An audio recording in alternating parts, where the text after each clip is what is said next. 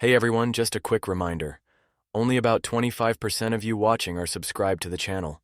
If you're enjoying the content, hitting that subscribe button would really help the channel grow. And while you're at it, smash that like button too. It helps a ton, and lets me know you're enjoying the content. Thanks for being here, and let's dive into the story. When I got hired at Home Depot for the night shift, I thought I had scammed the system. 30-hour weeks, decent pay, minimal customer interaction. It felt like the holy grail of retail jobs. My previous gig at a local diner had been a soul-sucking nightmare of greasy dishes, entitled customers, and that one cook who always smelled like boiled hot dogs, so working in a store where power tools and lumber were my primary co-workers. Absolute upgrade. My first night, I pulled into the parking lot at 9:45 p.m.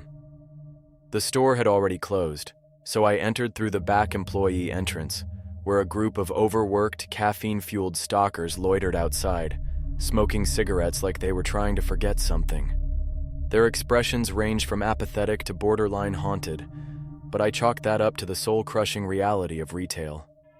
Inside, I met Greg, my night manager, a guy who looked like he had spent at least 20 years regretting every life decision that led him to this moment.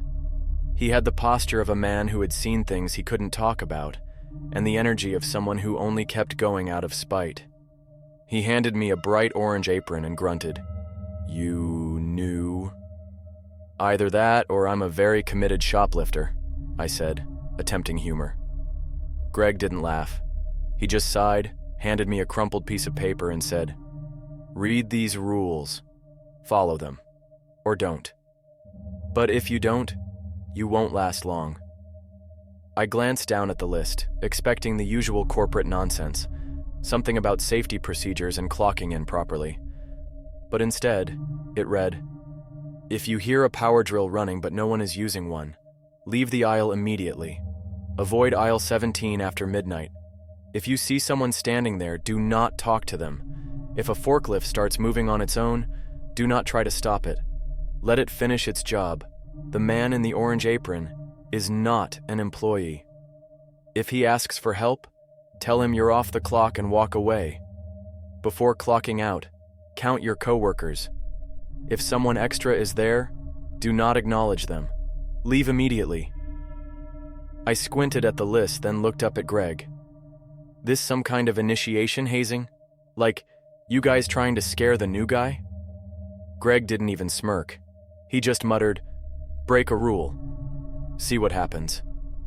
At this point, I figured one of two things was true. This store had an inside joke I wasn't in on yet, or Greg was just messing with me to see if I'd crack. Either way, I stuffed the paper into my pocket and nodded. "Got it, boss. Don't talk to the boogeyman in aisle 17. Greg didn't respond. He just clapped me on the back, a little too hard, like he was making sure I was real, and walked off. The night started off surprisingly normal. My first task was unloading a pallet of light bulbs. Home Depot at night felt like an endless empty warehouse, the towering shelves stretching into shadows that the dim industrial lighting never quite touched. The only sounds were the occasional beep of a scanner, the hum of the AC, and the distant squeak of a cart rolling somewhere out of sight. At about 11:30 p.m., I was in the tool section when I heard it. A power drill whirring softly from an empty aisle. I froze. At first I assumed it was just one of the guys working nearby, but when I peeked around the corner, the aisle was empty. Just rows of hanging drills, all unplugged. The whirring sound cut off instantly. Something about the sudden silence felt wrong, like the moment after a loud crash when everything is just too still. I backed away, remembering rule number 1. Across the store, one of my coworkers, Mark, passed by, pushing a cart of paint cans. I waved him down. "Hey man," I said casually. "Any reason the power tools are running themselves?" Mark barely slowed his stride.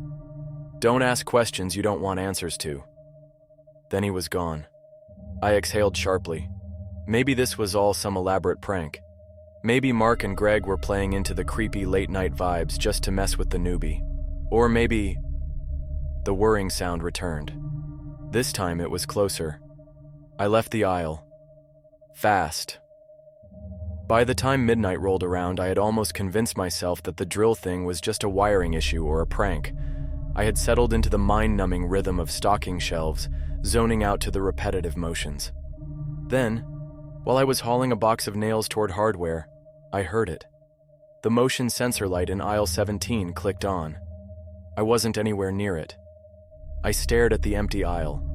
The fluorescent light buzzed faintly, casting shadows that seemed a little too long, a little too deep. I swallowed hard. Greg's words echoed in my head. Avoid aisle 17 after midnight. If you see someone standing there, do not talk to them. But there wasn't anyone there, right? I took one hesitant step closer, just enough to peek around the corner. There was a man standing in aisle 17. He was tall, wearing an old Home Depot apron, faded and stained with something dark. His back was to me, but his head was tilted at an unnatural angle, as if he was listening. My mouth went dry. I took a step back, heart hammering. The man turned his head just slightly. His neck didn't move right. The motion was too smooth, too fluid, like something mimicking a human but getting the details just wrong. Then, in a voice that sounded like metal scraping against metal, he asked, "Hey there, buddy. Know where I can find the nails?" I ran. I sprinted out of aisle 17 so fast I probably set a Home Depot employee speed record. I didn't stop until I reached the break room, where I slammed the door shut, pressed my back against it, and gasped for breath like I had just narrowly escaped a bear attack. I stood there, panting, my mind racing. That thing, it wasn't just a guy. I don't know how to describe it, but something about the way he moved, the way his head turned too smoothly, wasn't right. And his voice, that metallic screech, it was like two rusted nails dragging across a chalkboard. Greg was sitting at the table halfway through a sandwich, watching me with the detached amusement of a man who had long since stopped giving a damn. "You went into aisle 17, didn't you?" he asked, chewing lazily. I opened my mouth to argue, then just nodded, still catching my breath. Greg sighed like a disappointed father. "And? What did he ask you?" I hesitated. He asked where the nails were. Greg let out a low whistle, shaking his head. "Oh, buddy, you better hope he doesn't find them." My stomach plummeted. What happens if he finds them?" Greg took another bite of his sandwich. "We get a new aisle." That was not the answer I wanted. Before I could demand an explanation, Mark walked in. He took one look at my face and sighed. "He talked to the guy in aisle 17. Greg nodded. Mark muttered, "That's 2 this week." Then he grabbed a can of Mountain Dew from the fridge like it was just another Tuesday. "Okay, what the hell is going on?" I demanded. "Who is that guy, and why does it sound like you're used to this?" Greg put his sandwich down and looked at me seriously for the first time all night. "I told you to follow the rules. You also told me I probably wouldn't last long," I shot back. "So forgive me if I'm not loving the mystery cryptic boss act." Mark snorted into his drink. Greg, to my surprise, actually cracked a small grin. "All right," he said, leaning back in his chair. "You ever been to a Home Depot that didn't have an aisle 17? I blinked. I've never really paid attention." Greg pointed at the store layout map on the wall. I followed his finger and... Aisle 17 wasn't listed. It just wasn't there. Like it had been scrubbed from existence. I felt ice crawl down my spine. But I was just there. Greg nodded. Exactly. And so was he. Mark drained the rest of his Mountain Dew. "You should be fine. Just... don't go back." "Yeah, cool, totally," I said, my voice an octave higher than normal. "I'll just pretend an entire aisle of the store doesn't exist. Super normal job. Loving it." Mark clapped me on the back. "Attaboy, you're learning." Greg checked his watch and stood up. "Break's over." I groaned, but followed them back into the endless maze of shelves and flickering fluorescent lights. For the next hour, I did my best to pretend nothing was wrong. I stocked lumber, avoided the tool section, and absolutely did not look in the direction of aisle 17. Then, at 1:45 a.m., the forklift started moving by itself. Now, I don't know if you've ever seen a Home Depot forklift, but these things are not subtle. They're loud as hell, bright orange, and make beeping noises when they back up. Which is why I immediately noticed when one started driving itself across the store with no one in the driver's seat. I felt my stomach drop. Rule number 3. If a forklift starts moving on its own, do not try to stop it. Let it finish its job. I should have listened. Instead, I did what any rational idiot would do. I ran straight for it. I wasn't thinking. I just knew that forklifts shouldn't drive themselves, and my panicked, sleep-deprived brain thought, hey, maybe this thing's about to crash into something. As I got closer, I saw that the forklift was carrying a pallet, but instead of wood or tools, the items on it were wrapped in thick, clear plastic, like something was being restocked. I slowed down, my stomach twisting into a knot. I took a hesitant step forward. Then I saw what was inside the plastic. An arm. Not a mannequin arm. Not a plastic Halloween decoration. A human arm. I stumbled back, my throat closing up. Oh my God. The forklift rolled forward like nothing was wrong, heading straight for the storage shelves in the back. The place where we kept damaged inventory. I turned to shout for Greg, but he was already standing there. He shook his head slowly. Told you not to interfere. My voice came out hoarse and weak. What? What the hell is that? Greg sighed. That's what happens when you break the rules. I felt my entire body turn cold. That arm, it looked fresh, like it had belonged to someone recently. I wanted to ask more questions, but the words wouldn't come. Greg clapped a hand on my shoulder. Don't think about it too hard. Just focus on making it through your shift. Then he walked off like we had just watched a regular Home Depot delivery instead of what was very clearly human, remains being restocked like inventory. I was too stunned to move. Somewhere behind me, the forklift beeped one last time as it finished putting the pallet away. I looked back, heart hammering. The arm was gone. And just like that, the plastic-wrapped stack of inventory was sealed away behind the storage doors. My entire body screamed at me to quit, but something told me that leaving wasn't going to be that easy. I spent the next 30 minutes pretending I didn't just see a human arm get shrink-wrapped and stored like a Black Friday clearance item. Instead, I focused on stacking boxes of screws, mentally chanting a new personal mantra. I need this job. I need this job. I need this job. I wasn't convinced. Neither was my brain, which kept whispering things like, that arm looked fresh. What happens when they run out of stock? Who's next? I wanted to tell myself it was all some elaborate joke, that Greg and the others had set it up to haze me, but deep down I knew the truth. That forklift had moved on its own. And the pallet? The plastic had been breathing. Mark found me in the hardware aisle, staring at a display of hammers like they held all the answers to life. You look like you just saw a ghost, he said. I let out a hollow laugh. Worse. Mark nodded solemnly. Yeah, the power drill ghost is a real bastard. I turned to him. Dude, I just watched a forklift deliver a human arm to storage. Mark didn't even blink. Oh, nice. They finally restocked. I stared at him, waiting for the joke. It didn't come. Okay, I said slowly. Are you hearing the words coming out of my mouth? A human arm. Mark just sighed, rubbing his temples. Look, man, you're thinking about it too hard. You keep thinking about it, and you're gonna end up like them. Them. That single word made my stomach turn.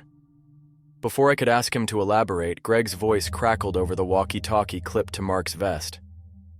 Code Orange and Plumbing. Mark stiffened. Shit. You coming? I don't even know what a Code Orange is. Mark started walking. You'll see. I didn't like that answer. I followed him past lumber, past the outdoor section, and into the plumbing aisle, where we found Greg standing stock still near the PVC pipes. I immediately saw what was wrong. There was someone else in the aisle. At first, I thought it was just another coworker, but the longer I looked, the less sure I was. The figure was tall and lanky, wrapped in an old, faded Home Depot apron. The same one I'd seen in aisle 17. His face was turned away, but something about his stance felt off, like a mannequin stuck mid-motion. Mark nudged me. Rule 4. My blood turned to ice. Rule number 4. The man in the orange apron is not an employee. If he asks for help, tell him you're off the clock and walk away. Greg slowly stepped forward. Sir, he said, voice firm. The store is closed. The figure didn't move. Greg tried again. Sir, I need you to... Then, with a horrible, jerky snap, the figure twisted its head toward us. Its face was wrong. Too long, too stretched, like it had been molded from something half-melted. Then it spoke. Hey there, buddy. Know where I can find the nails? That voice. That metallic scraping, like rusted gears grinding together. I took a step back, my pulse pounding in my ears. Greg stayed still. Sir, the store is closed, he repeated, his tone sharp. You need to leave. The thing in the apron tilted its head. Then it started walking toward us. Greg didn't hesitate. He grabbed me and Mark and yanked us toward the nearest exit door. As soon as we crossed the threshold, the air changed. The store felt normal again. I turned back. The man in the apron was gone. Greg let out a long, exhausted sigh. Code Orange cleared. Mark clapped me on the back. Congrats, man. You survived your first one. I blinked. My first... what? Greg didn't answer. He just looked dead serious when he said, Never let him touch you. I felt my stomach drop. What happens if he does? Greg gave me a long, tired look. Then he walked away. Mark followed. I stood there for a second, processing everything before forcing my feet to move. As I walked past aisle 17, I couldn't help but glance in. For a split second, I swore I saw movement. Then, as I turned away, I heard it. A drill whirring softly right behind me. I was this close to quitting. Like one bad shift away from walking straight to the exit, tossing my apron into the parking lot, and never looking back. But here's the thing. I needed the job. Rent wasn't going to pay itself, and my car sure as hell wasn't running on dreams and good intentions. So despite the walking mannequins, the phantom power tools, and the casual existence of a forklift that restocked human remains, I clocked back in the next night. Greg gave me a look when I walked through the door. Figured you'd quit. I forced a smile. Figured I needed money more. Mark snorted. Welcome to Home Depot, bud. That night I did my best to avoid anything even remotely supernatural. I stayed away from aisle 17, ignored the sound of power tools running by themselves, and politely pretended not to notice when something moved at the top of the industrial shelves. It was all going fine, until the forklift started moving again. I was stocking shelves in the paint section when I heard it. That familiar beeping, the sound of heavy machinery rolling across the concrete. I froze. It was happening again. I peeked around the corner, heart pounding. The forklift was rolling toward the storage room, and this time I could see what was on the pallet. It wasn't just an arm. It was a whole body, wrapped in plastic. I choked back a curse. The forklift beeped softly as it lined up with the back storage shelves, preparing to unload its cargo like it was just restocking lumber. I wanted to look away, wanted to pretend I didn't see it. But I saw something move inside the plastic, a slow, weak twitch. My stomach dropped. They were still alive. Greg's words came rushing back. That's what happens when you break the rules. Oh God. I took a step forward before I even realized what I was doing. I had to stop it. I had to... A hand clamped onto my shoulder. I jumped and spun around, expecting to see Greg, but it was Mark. His grip was tight, his expression dark. What are you doing? He hissed. I gestured toward the forklift. They're still alive. Mark's jaw clenched. Doesn't matter. I stared at him. Are you hearing yourself? Mark grabbed my arm, forcing me to step back. You can't stop it. The forklift rolled forward, lining up perfectly with an empty space on the shelves. I watched, helpless, as it deposited the plastic-wrapped body like it was just another box of screws. A weak, muffled sound came from inside the plastic. A whimper. The forklift backed away, beeped once, then rolled back to its charging station. Like nothing had happened. I felt sick. Mark sighed, letting go of my arm. "Now you get it." I turned to him, my voice shaking. Who was that?" Mark shook his head. "Someone who didn't follow the rules." I swallowed hard. "So we just... what? Ignore it?" Mark's face was unreadable. "Unless you want to be next?" I couldn't breathe. Couldn't wrap my head around it. I needed to get out of here. I turned on my heel and headed straight for the exit. I didn't care if I got fired. I didn't care if Greg called me a coward. I just needed to leave. I made it to the time clock, hand shaking as I reached for my badge. Then I remembered rule number 5.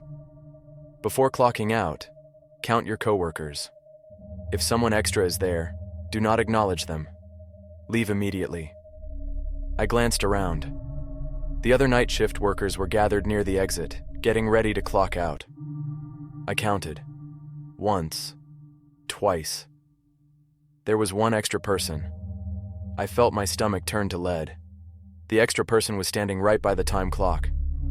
His face was turned slightly away, but I could still see his profile, and I recognized him. It was the guy from the forklift, the one wrapped in plastic, the one who had been dead. I felt every hair on my body stand on end. I tried to keep my breathing even, tried not to look directly at him. Then, he turned to me. His eyes were too wide, too empty. And then, in that same horrible metallic voice, he smiled and said, "Hey buddy, know where I can find the nails?" The exact same words I'd heard in aisle 17. The same metallic scraping voice. I felt my pulse hammering in my skull. I wasn't sure what would happen if I acknowledged him, but I wasn't about to find out. I turned on my heel and walked straight past the time clock, straight for the break room, acting like I'd forgotten something. Greg was inside, drinking coffee like this was just another day at the office. He barely looked up. "Clocked out yet?" I shook my head, heart still racing.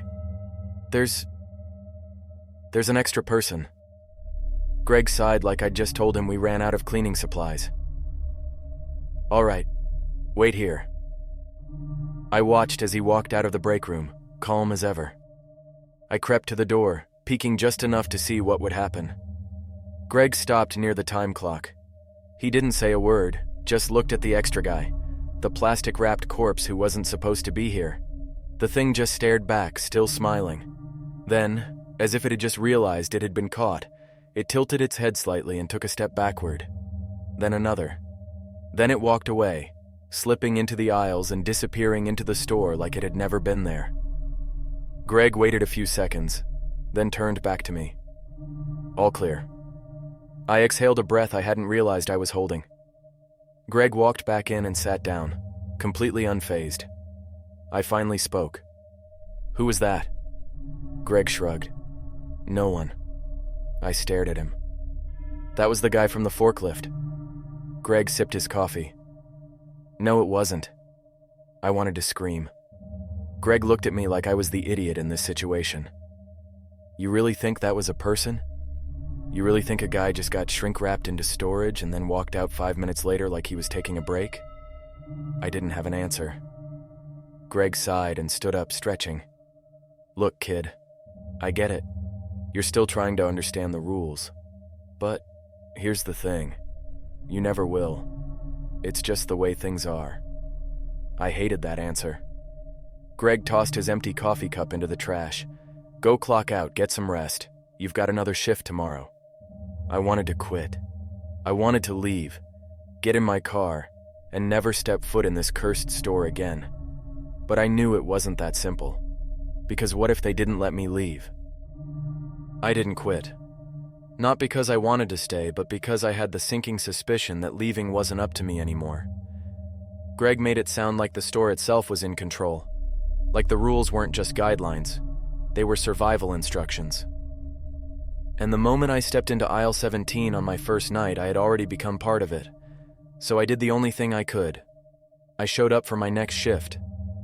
When I walked in, Mark gave me a half-sympathetic, half-you're-an-idiot look. "You're still here?" "Guess so." Mark just nodded. "Yeah, that tracks." The night started off quiet. Almost too quiet. I did my best to ignore the usual weirdness, the feeling of being watched, the occasional sound of something scraping against the high shelves, the forklift beeping in the distance despite no one being near it. Then, just before 2 a.m., the store changed. It started with the lights. One by one, the overhead fluorescents began shutting off, aisle after aisle, plunging into darkness. I turned to Mark. Is that normal?" Mark frowned. "No, that's new." A bad feeling crawled up my spine. Somewhere, in the shadows, I heard a low metallic creaking. Then the walkie on Mark's belt crackled to life.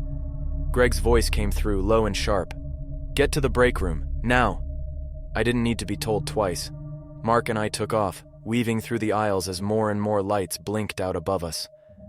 By the time we reached the break room, the store was almost completely dark. Greg was already inside, locking the door behind us. "What the hell is happening?" I asked, trying to catch my breath. Greg's face was grim. "Store's resetting." My stomach dropped. "What?" Mark swore under his breath. "That hasn't happened in months." I had so many questions, but I only managed. "What does that mean?" Greg didn't answer right away. He just checked his watch. Then, in a voice so flat and emotionless that it scared me more than anything else, he said, "You ever notice how Home Depot doesn't have an aisle 17 on the map?" I nodded slowly. Greg's eyes flickered toward the darkened store outside the break room. "Ever wonder where it comes from?" The air felt wrong. The break room felt smaller. I looked at Mark. "What happens when the store resets?" Mark just muttered. "New aisles." And that's when I heard it. A deep groaning sound like metal shifting against metal. The store was moving, the aisles were changing, and somewhere, deep in the darkness, something was laughing. The sound of metal shifting echoed through the store, deep and groaning like a skyscraper bending in the wind. Greg stood by the door, arms crossed, looking annoyed but not surprised. Mark, on the other hand, was visibly tense, his fingers twitching against his apron. I was the only one panicking. "The store is moving?" I asked, voice slightly higher than normal.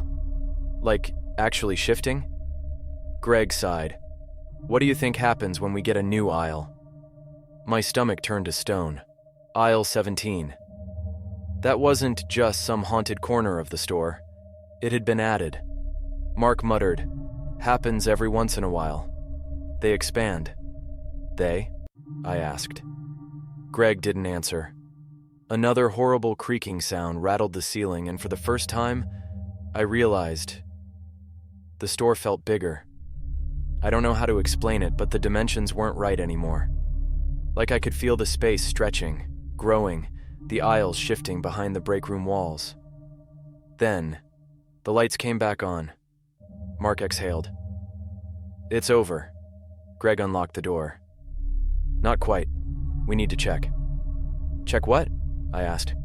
Greg looked at me, expression unreadable. "Which aisle we got this time?" A chill settled into my bones. Mark grabbed a store layout map from the wall. He unfolded it, studying it carefully. Then he paled. "Aisle 34. I frowned. "We don't have an aisle 34. Mark just gave me a tired look. "We do now." Greg snatched the map from his hands, studying it for himself. His jaw tightened. Shit. I hated that reaction. I followed them out of the break room, my skin crawling with the unshakable feeling that something was very, very wrong. We walked past the aisles I knew. Lumber, tools, electrical, plumbing, everything looked the same. But then, as we turned a corner near the back of the store, I saw it. The new aisle. Aisle 34. The sign above it was already installed, just as if it had always been there. The shelves were fully stocked, filled with products that looked normal at first glance. But then I saw the details. The boxes weren't labeled correctly, the brand names were slightly off like a bad imitation. And the packaging. Some of it had faces, stretched and pressed against the plastic. Mouths frozen in silent screams. I stumbled back, barely holding in the bile creeping up my throat. Oh my God. Greg didn't react. Yeah, it's a bad one. Mark muttered. We should burn it. We can't, Greg said flatly. Not yet. I couldn't tear my eyes away. A package of safety goggles stared back at me, the faint outline of two sunken eyes visible beneath the plastic. Aisle 34 wasn't just new, it was stocked. With people. And then I saw the apron, hanging at the very end of the aisle, like a spotlight display. Orange, crisp, brand new, with my name tag already attached. I felt my entire body go cold. Greg clapped me on the shoulder. Well, kid, he said, looks like you've got a promotion. I barely heard him, because something behind the shelves was laughing, and this time, I knew it was laughing at me. I didn't quit that night. I didn't even say anything. I just walked back to the break room, sat down at the rickety plastic table, and stared at the wall while my brain tried to process what the hell just happened. Because here's the thing. I understood now. Home Depot wasn't just a store. It was alive. Not in the cartoonish haunted house way. Not in some overly dramatic evil corporation way. No, this place was something else entirely. A system. A machine that kept itself running, expanding, evolving. And we were just the workers keeping the shelves stocked. I thought about aisle 17, about the whispered voices in the empty aisles, about the forklift that didn't need a driver. And now, aisle 34. Something new, something waiting. Greg finally sat down across from me, arms crossed, expression unreadable. Mark stood by the door, shifting his weight uncomfortably, like he didn't want to be here either. For the longest time, none of us spoke. Then Greg sighed. All right, kid, he said, leaning forward. You got questions? I let out a short, hollow laugh. A few. Greg nodded. Shoot. I took a deep breath. What the hell is this place? Greg tapped his fingers against the table, thinking.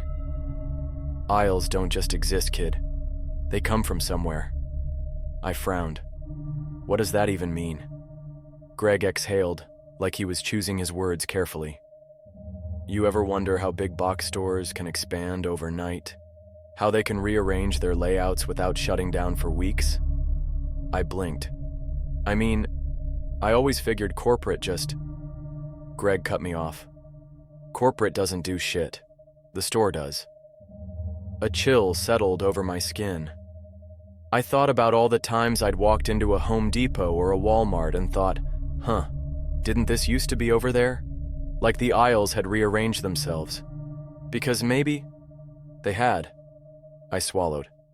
So, what? The store just builds itself? Greg shook his head. Not builds. Absorbs. The word hit me like a freight train. Absorbs. Aisle 17, aisle 34, the forklift. The shrink-wrap bodies. It didn't just add aisles. It took people, repackaged them, resold them. I felt physically sick. Greg watched my expression, then added, Look, I know it's a lot to take in, but the rules keep us safe. You follow them, you don't end up on the shelf. I stared at him. You say that like it's normal. Greg held my gaze. It is. For a long moment, no one spoke. Then Mark finally muttered, Just don't get promoted. I let out another shaky breath. Promoted? Greg nodded toward aisle 34. The aprons, he said. You saw 'em. My stomach tightened. I thought about the orange apron hanging at the end of the new aisle, the one with my name tag already attached. Greg's voice was flat when he said it. You break too many rules, the store doesn't get rid of you. I didn't ask. I already knew the answer. It puts you to work. My hands were shaking. I shoved them under the table. So what do I do? I asked. How do I get out? Greg actually laughed at that, a dry, humorless chuckle. You don't. I looked between him and Mark. You guys, are you serious? You're just gonna keep working here? Mark let out a sigh. I got bills to pay, man. Greg shrugged. A job's a job. I wanted to scream. But as I sat there, I realized they weren't trapped. They were just used to it. Greg had been here for years. He knew exactly what was going on. And he stayed. Because it was easier. Easier than fighting something that wasn't even pretending to be human. Easier than trying to escape a system designed to keep going. And maybe, just maybe, because deep down he knew it was already too late. I stood up, my legs unsteady. Greg just watched me. You leaving? I swallowed. Yeah. Greg leaned back. Good luck with that. I walked out of the break room, out of the store, out into the cold night air. I got in my car, gripping the wheel so tight my knuckles turned white. Then I started the engine. I expected something to stop me. A power drill revving in the darkness. A forklift rolling toward me on its own. A pair of empty eyes staring from the rearview mirror. But nothing happened. The store just sat there, glowing under the fluorescent parking lot lights. Waiting. I pulled out of the lot and drove home. When I got to my apartment, I locked the door, tossed my Home Depot apron into the trash, and lay down on my bed, staring at the ceiling for hours. I wasn't going back. Not for Greg, not for Mark, not for a paycheck. I wasn't going to end up on a shelf. I made my decision. I was done. The next morning, I woke up to a voicemail from Greg. I hesitated. Then I hit play. His voice came through, calm, casual, almost amused. Hey kid, you're scheduled tonight. Hope to see you in. I swallowed. Deleted the voicemail. A few minutes later, I got a text from Mark. New aisle opened up today. Aisle 35. Hope you're good, man. I didn't reply. I turned off my phone. Then I grabbed a bag, packed some clothes, and left town without looking back. Because some stores, they don't let you quit. They just keep expanding. And sooner or later, everyone ends up in stock.